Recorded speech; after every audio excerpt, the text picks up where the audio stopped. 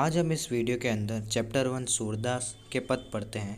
तो इन पदों के अंदर है कि हमारे हरि हारिल की लकड़ी मन क्रम बचन नंदन उर यह दृढ़ करी पकड़ी जागत सोवत स्वप्न दिवस निसी कानह कानह जकरी सुनत जोग लागत है ऐसो ज्यों करोई ककरी सूतो व्याधि हमको ले आए देखी सुनी न करी यह तो सूर तिन्ही ले सोपो जिनके मन चकरी। ये पद था। इसके शब्दार्थ है कि हमारे हरि हारिल की लकड़ी। तो हारिल का अर्थ है कि हारिल एक पक्षी है जो अपने पैरों में सदैव एक लकड़ी लिए रहता है, उसे छोड़ता नहीं है। मन क्रम बचन नंदन उर यह दृढ़ करी पकड़ी। तो नंदन नंद नंदन पर पकड़ी का अर्थ है नंद के नंदन कृष्ण को हमने भी अपने हृदय में बसाकर कसकर पकड़ा हुआ है। जागत सोवत स्वप्न दिवस निसी कान्ह कान्ह जकरी। जकरी का अर्थ है रटती रहती है। सुनत जोग लागत है ऐसो ज्यों करोई ककरी सू तो व्याधि हमको ले आए। अब सू का अर्थ है वह, व्याधि का अर्थ है रोग पीड़ा पहुंचाने वाली वस्तु, देख के सुनी न करी, करी का अर्थ है भोगा। यह तो सूर तिन्ही ले सोपो जिनके मन चक्री। अब तिन्ही का अर्थ है उनको और मन चक्री का अर्थ है जिनका मन स्थिर नहीं रहता हो। तो ये थे इसके शब्दार्थ। अब हम इसका अर्थ और इसका भावार्थ पढ़ते हैं।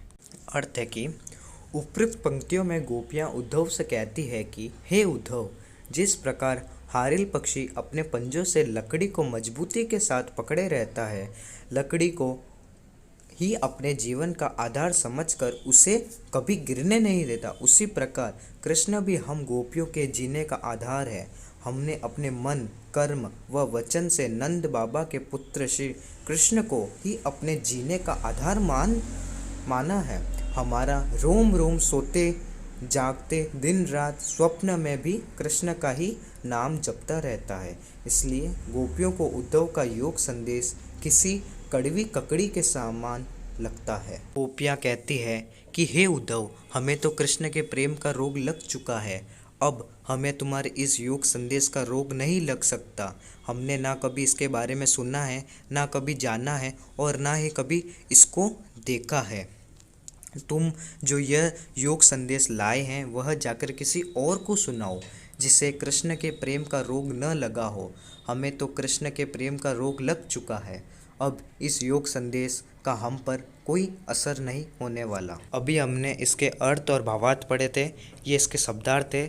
आप शब्दार्थ एक बार वापस पढ़ लीजिएगा। अब हम इसका चौथा पद पढ़ते हैं। हरि ये राजनीति पढ़ी आए समूझी बात कहत मधुकर के समा चार सब पाए एक अति चतुर होते पहली ही अब गुरु ग्रंथ पढ़ाए बड़ी बुद्धि जानी जो उनकी जोग संदेश पढ़ाए उधो भले लोग आगे के पर हित ढोलत धाय अब अपने मन फेर पाहिए चलत जूं होते चुराए ते क्यों अनीति करे आपुन जे और अनीति छुड़ाए राजधर्म तो यह सूर जो प्रजा न जाहि सताए।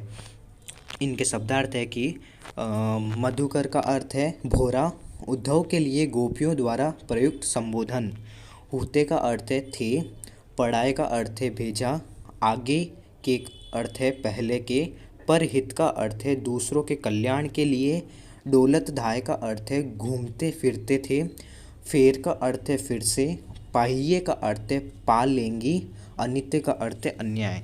अब हमने इसके शब्दार्थ और पद पढ़ा है। अब हम इसका अर्थ और इसका भावार्थ पढ़ते हैं। उपरोक्त पंक्तियों में गोपियाँ कहती है कि उद्धव तो पहले से ही चालाक है और कृष्ण के द्वारा उसे राजनीति का पाठ पढ़ाने से वह और भी चतुर हो गया है और अब वह हमें छल कपट के माध्यम से बड़ी चतुराई के साथ श्री कृष्ण का योग संदेश दे रहा है।